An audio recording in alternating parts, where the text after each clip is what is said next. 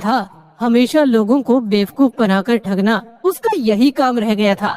उसकी पत्नी मंजू लोगों के घर मजदूरी करके अपना परिवार पालती थी। एक दिन मंजू ने अपने पति से कहा, सुनो जी, वो पुष्पा कह रही थी कि आपने उसके पति को झूठा सपना दिखाकर उसके पैसे ठग लिए।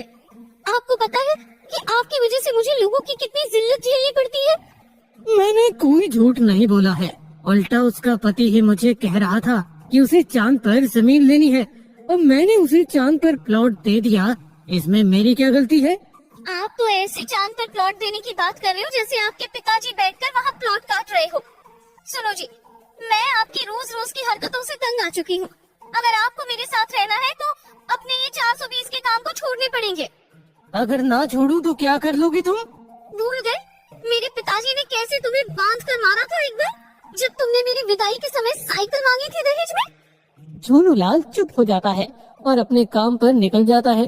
कुछ दिन बीते समय के साथ मौसम बदला और महीना आया जून की भीषण गर्मी का। आदमी तो आदमी, जानवर भी गर्मी से परेशान थे।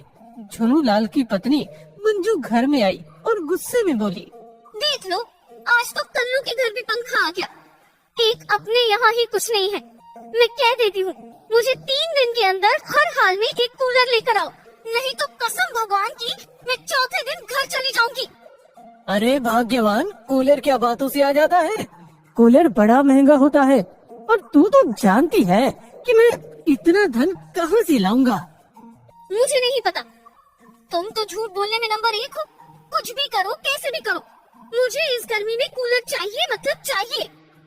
मंजू की ये धमकी सुनकर झूलूलाल अपने बाल नोचता हुआ घर से बाहर चला गया और गर्मी में धूप में चलते हुए चाह ही रहा था कि तभी एक आदमी ने झूलूलाल से पूछा, भैया कितना समय हुआ है?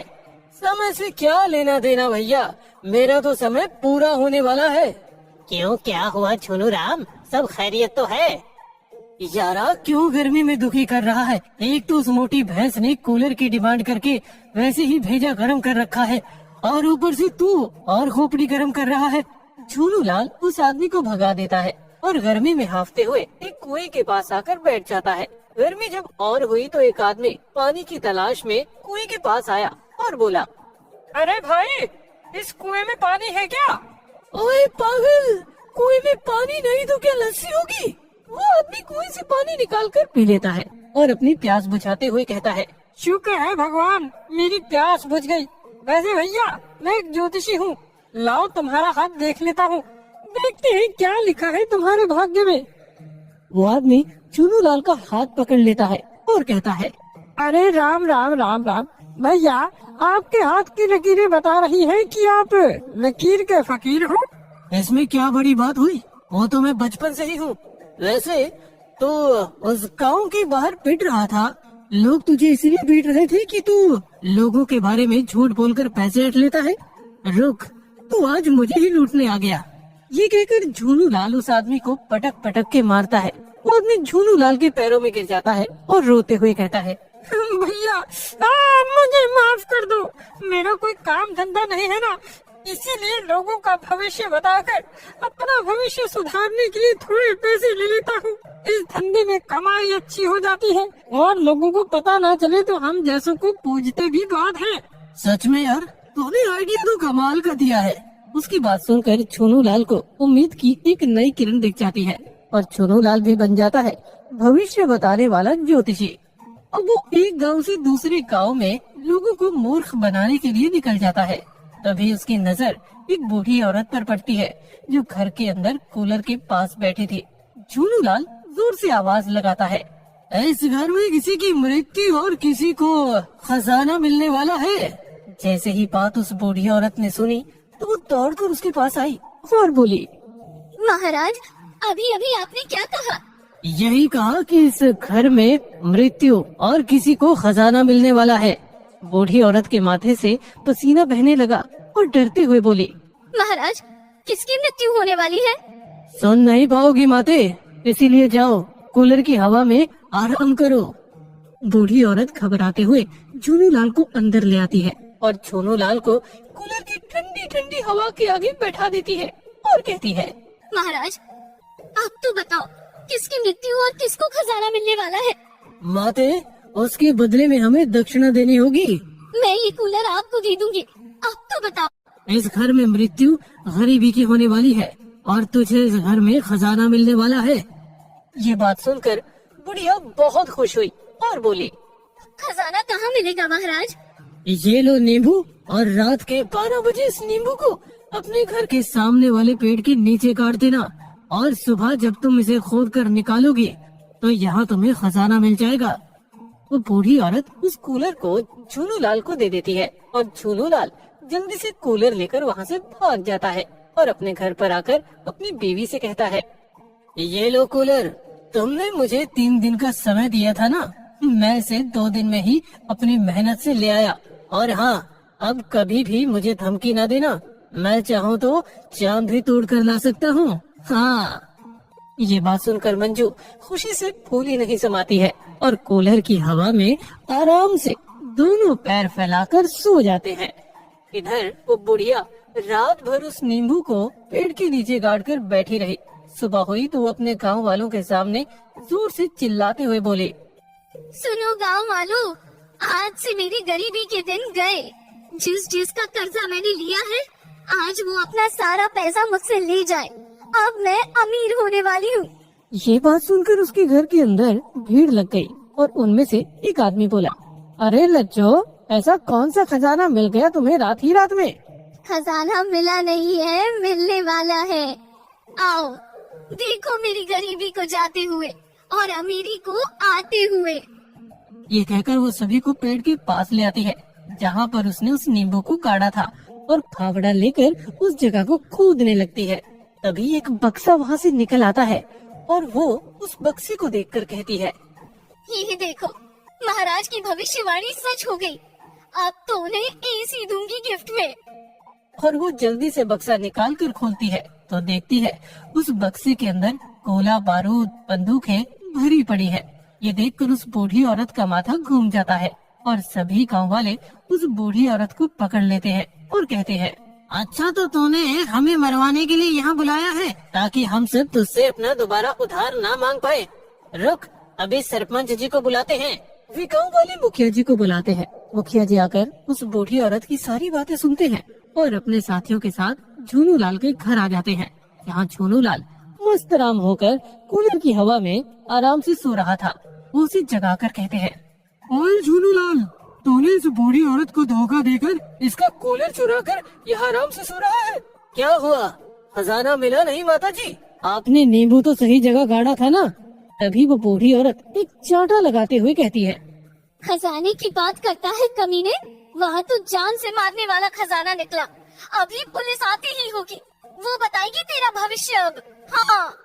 पुलिस आ जाती है और झूनू लाल की ठुकाई करती है और उसे जैसे ही थाने में ले जाने लगती है तभी मंजू भी आ जाती है और उन्हें रोकते हुए कहती है, साहब, मेरे पति को छोड़ दो, ये सब उन्होंने मेरी वजह से किया है। मैंने ही इनसे कूलर की बात कही थी, लेकिन मुझे लगा कि कमा कर लाएंगे, लेकिन इन्होंने चोरी कर ली। मंजू पुलिस को सारी बात शुरू से बताती है और पुलिस मंजू की बात सुनकर झूनू लाल को छोड़ देती है। तभी पीछे से एक हवलदार आता है और पुलिस वालों से कहता है, साहब, उस बुढ़ियों के घर में से जो बारूद और बंदूकें मिली थी वो सब तो नकली थी, जिसे इसके ही लड़के ने खेल खेल में छुपा दिया था।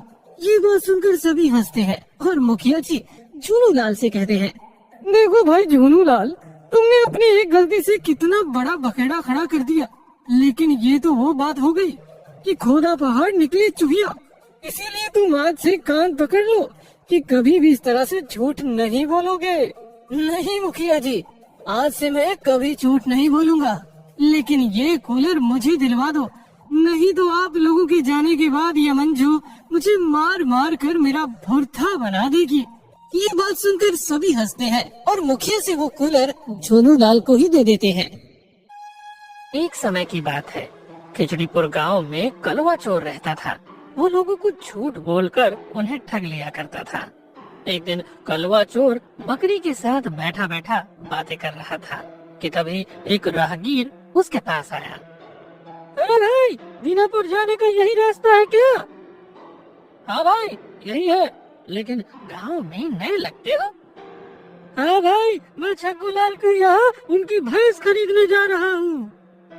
ओहो, वाह वाह वाह वाह, सही बकरा हाथ लगा है। आज इस राहगीर को ही ठग लेता हूँ। अरे छग्गूलाल के पास क्या भैंस है? ये देखो, मेरी भैंस को पूरे 80 लीटर दूध देती है। 80 लीटर। अरे भाई, मुझे क्या अंधा समझा है? ये तो बकरी है, बकरी। अरे हाँ भाई साहब, ये बकरी है, लेकिन मैंने इसका नाम भैंस रखा हुआ है। और ये कोई मामूली बकरी नहीं है, बोलने वाली बकरी है, बोलने वाली। अरे क्यों झूठ बोलते हो मेहमानों से? भला बकरी भी कभी बोल सकती है? अरे आपको यकीन नहीं हो रहा है? रुको, मैं दिखाता हूँ।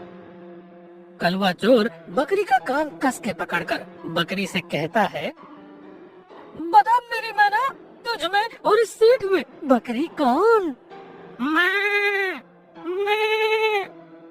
उसकी ये आवाज सुनकर राहगीर बड़ा खुश होता है और कलवा से कहता है, वाह वाह वाह वाह भाई, क्या बात है। अरे ये तो वाकई में बोलती है। कितनी कीमत है इस अनोखी बकरी की? और भाई, ये 80 लीटर दूध देती है, ये कैसे हो सकता है? कलवा फिर से बकरी का कान कस के पकड़कर कहता है, अच्छा अब ये बता कि इस सेठ में और तुझ में 80 लीटर दूध कौन देता है? मैं। अब तो वो राहगीर बड़ा ही खुश हुआ और कलवा की बातों में आ गया और उसे अपना सारा धन दे दिया और बकरी लेकर जाने लगा। तभी उसने फिर कलवा से कहा, अरे भैया, एक बार और बुलवाओ ना इससे। अरे क्या सेठ जी, भलाई का तो जमाना ही नहीं रहा। अरे माल चेक करके दिया है, फिर भी शंका। चलो कोई बात नहीं, लो सुनो। कलवा ने फिर से बकरी का कान खींचते हुए उससे बोला, अच्छा मैंने ये बताया कि अप्रैल के बाद कौन सा महीना आता है? मैं। इस तरह कलवा उस मामूली बकरी को उस सेठ को बेचकर चलता बना। ऐसे ही कलवा लोगों को ठगता रहा और जब भी पकड़ा जाता तो कोई भी आरोप उस पर सिद्ध नहीं होता, जिससे वो हर बार मुखिया के इंसाफ से बच जाता। एक दिन की बात है, गांव में रात के समय किसी चोर ने मुखिया की भैंसों को चुरा लिया और सुबह मुखिया ने गांव में चौपाल लगाकर गांव के सभी चोर उचक्कों को बुलाया, जिसमें कलवा भी था। मुखिया जी ने कहा, देखो, जिस किसी ने गाय भैंसों को चुराया है वो फौरन अपना गुनाह कबूल कर ले, नहीं तो मैंने पता कर लिया तो उसे सजा भी अनोखी दी जाएगी। जल्दी बताओ, तुम में से कौन चोर है? भाई बाप, मैं तो कल रात से गांव में नहीं था, तो मैं कैसे चोरी कर सकता हूँ? सरकार, मेरा तो पेट खराब हो गया था, इसलिए वैद्य जी ने घर से निकलने से मना कर दिया था मुझे।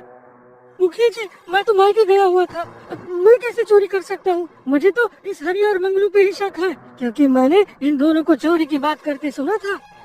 और आपको वो एक चप्पल जो आपके तबेले में मिली थी, वो हरिया की ही है। अरे चाहे तो इसके पैर देख लीजिए, देखिए देखिए। दरअसल जिस रात मुखिया की भैंसों की चोरी हुई थी, उस रात एक चप्पल तबेले में रह गई थी। मुखिया ने जैसे ही हरिया के पैरों में देखा तो वाकई में उसकी एक चप्पल गायब थी। मुखिया ने सख्त लहजे में कहा, देख हरिया, ये तेरी ही चप्पल है ना? अब सच सच बता, मेरी गाय भैंस किधर है? नहीं तो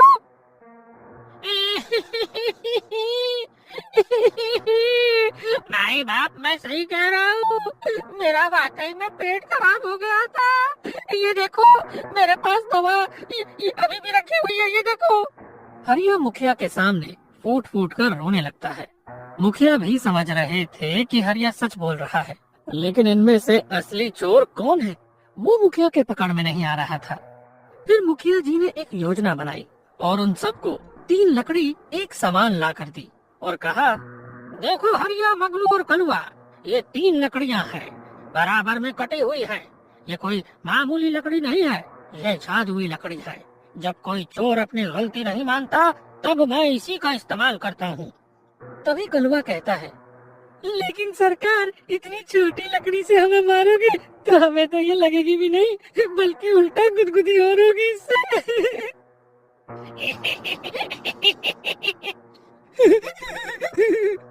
कलवा की बात सुनकर वो दोनों भी हंसने लगते हैं। मुखिया कहते हैं, खामोश, तुम्हें इस लकड़ी का करिश्मा कल सुबह तक पता चल जाएगा। तुम में से जिस किसी ने चोरी की है, कल सुबह उसकी लकड़ी 2 इंच अपने आप बढ़ जाएगी और मैं आसानी से उस चोर का पता लगा लूंगा। ये कहकर मुखिया एक एक लकड़ी उन तीनों को देकर अलग अलग कमरे में बंद कर देते हैं। वो तीनों आराम से रात भर कमरे में बैठे रहते और सुबह होने का इंतजार करते। जैसे ही सुबह हुई, फिर से उन तीनों चोरों को चौपाल पर लाया गया और उनकी लकड़ी को चेक किया गया। जैसे ही सबकी लकड़ी को बराबर में लाकर देखा गया, तो हरिया की लकड़ी 2 इंच छोटी थी, जिसे देखकर कलवा कहता है, मालिक, ये तो हम दोनों की लकड़ी हरिया से बड़ी हो गई, लेकिन हमने चोरी नहीं की। तब मुखिया कहते हैं, अरे बेवकूफ, तुम दोनों की लकड़ी बड़ी नहीं हुई है। इस हरिया ने 2 इंच लकड़ी बढ़ने के चक्कर में उसे 2 इंच छोटा कर दिया है और यही असली चोर है।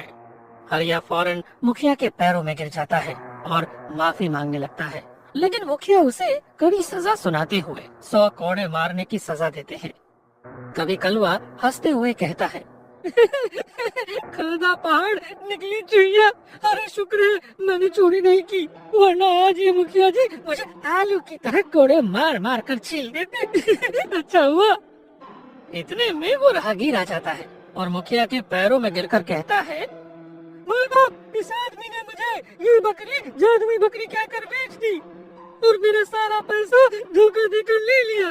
कहता था कि ये बकरी बोलने वाली है, लेकिन जब मैंने घर जाकर अपनी बकरी को बुलवाया तो भी इसी बकरी की तरह बोल रही थी। जैसे ही कलवा भागने की कोशिश करता है, वैसे ही मुखिया उसे पकड़ लेता है और कहता है, अच्छा हुआ आज इस राहगीर ने तेरी शिकायत कर दी, हर बार तू बच जाता था। मैं आज भी सोच रहा था कि तूने चोरी की होगी, लेकिन तेरी किस्मत अच्छी थी कि तू बच गया, लेकिन तूने इसके साथ धोखा किया है। तेरी सजा ये है कि तू इस बकरी को 100 तक गिनती याद कराएगा। अगर ऐसा नहीं हुआ तो तुझे 200 कोड़े मारे जाएंगे। कलवा अपना माथा पकड़कर वहीं बैठ जाता है और कान पकड़कर